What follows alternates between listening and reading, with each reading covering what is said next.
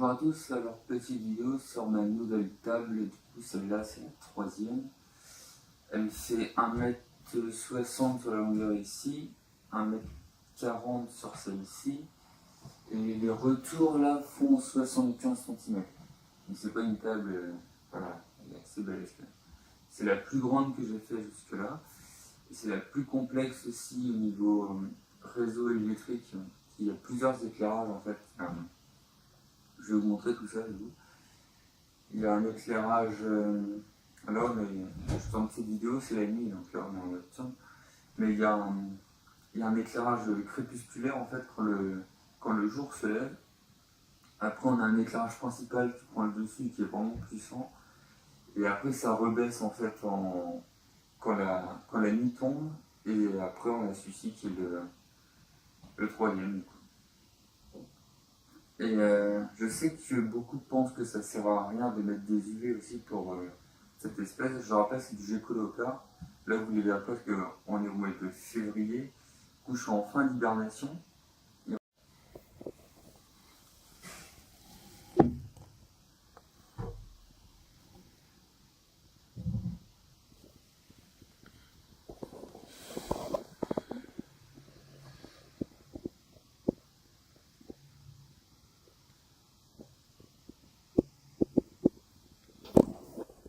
Il ne reste plus qu'un petit mois avant que ça sorte.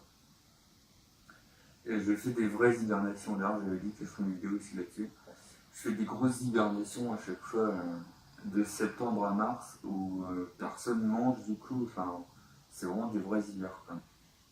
Non, ça fonctionne bien. Hein. J'ai un Pogona qui est là depuis 2007, on est en 2019, donc ça va quoi. Enfin, c'est pas, j'ai une femelle Gecko-Leopard là. Je sais plus depuis quand je l'ai, mais c'est bien faire presque 10 ans que je l'ai. Il y en a qui disent que les UV ne servent à rien pour cette espèce-là, et je ne suis pas convaincu en fait. Du coup, je préfère mettre des UV, même un tout petit peu, pour rebooster mes femelles qui font que pondre en fait chaque année et qui s'épuisent, pour refaire leur système de calcium. Et du coup, mes lampes là, c'est du 4.0, c'est du 4% du UV en fait.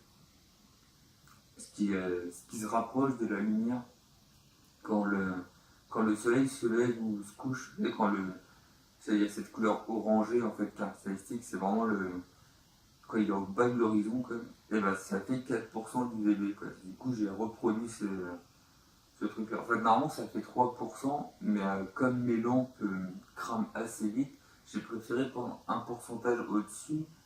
Et normalement, c'est entre 3 et 4%. Donc, du coup, je préfère prendre un peu plus pour être tranquille plus longtemps. Et je crois que c'est tout ce que je veux dire. Je vais vous montrer tout ça, du coup, comment ça fonctionne, comment elle s'ouvre. Celle-ci s'ouvre en coffre, c'est beaucoup plus simple finalement que de l'ouvrir en. Avant, je faisais des rails coulissants, mais j'avais toujours peur de les coincer. Là, au moins, je fais plus ce problème-là, à les chercher dans les rails et tout. Là, je suis plus emmerdé.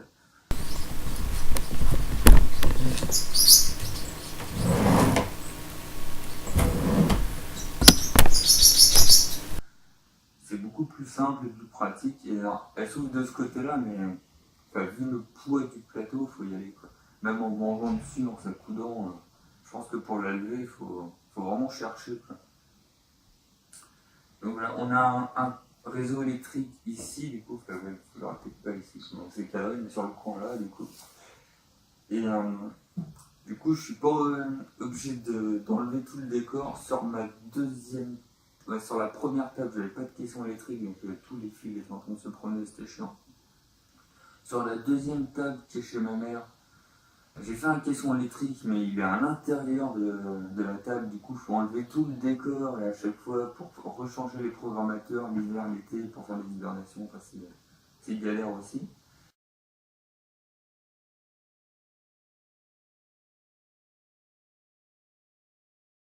Et du coup là, celui-là il est à l'extérieur, bon il prend une grosse partie quand même. Une plus grosse partie que les autres, comme je vous le disais, le système est plus complexe aussi sur la programmation. Et je sais plus ce que je disais. Donc du coup, voilà, le caisson est à l'extérieur. Et je suis pas obligé d'ouvrir la table pour changer les fils. Bon, je peux le faire aussi par l'intérieur, mais je peux le faire également par l'extérieur. Là j'y ai accès direct. Il n'y a pas de souci. et je suis pas en train de galérer avec mon décor et tout virer. Ça les stresse pas aussi. Parce que, il y a du stress évidemment quand on ouvre la table à chaque fois pour changer le décor. Donc, voilà. Donc je vais vous montrer tout ça et puis on se rejoint après.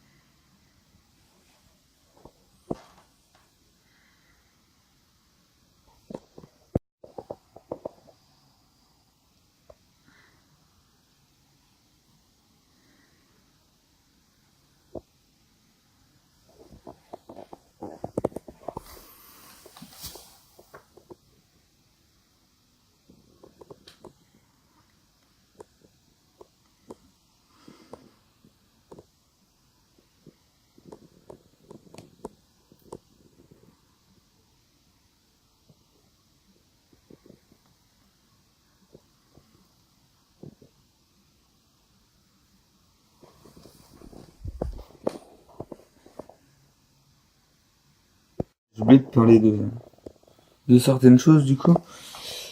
Là on a le programmateur ici. Voilà, comme je vous disais, c'est en hibernation, de toute façon, tout de même c'est la nuit, donc ça change rien.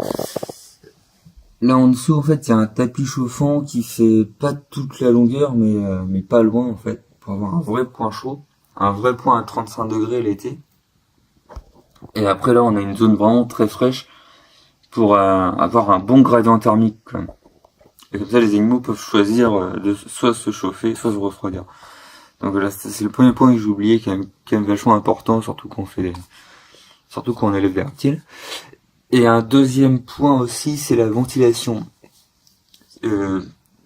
Même si le volume est assez important, il faut quand même que l'air se renouvelle assez régulièrement. Du coup, ici, on a toujours une ventilation basse et haute, comme sur un terrain normal, en fait. Je sais pas si on le verra, mais il y a des petits trous sur toute la longueur du côté chaud, en fait.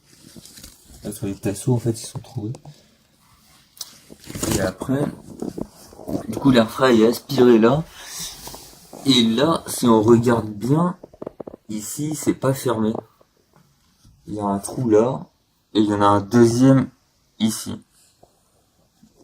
Juste là. Ce qui fait que l'air chaud s'évacue ici en fait. Et on a toujours ce cycle en fait, là, où ça aspire là, et ça se rejette ici. Et du coup ça renouvelle l'air comme ça. Comme un terrain normal. Quoi. Donc voilà, c'était juste si vous posez la question, la ventilation est comme ça. Quoi. Donc bah, j'espère que cette vidéo vous a plu. Vous avez appris des choses, ou je sais pas, dites-moi s'il y a des choses qui seraient à modifier, parce que moi je suis toujours dans mes trucs à moi, mais c'est bien d'avoir d'autres points de vue et de pouvoir évoluer un peu. Et ben, dites-moi ce que vous en pensez, et c'est tout. Voilà. Salut, à la prochaine!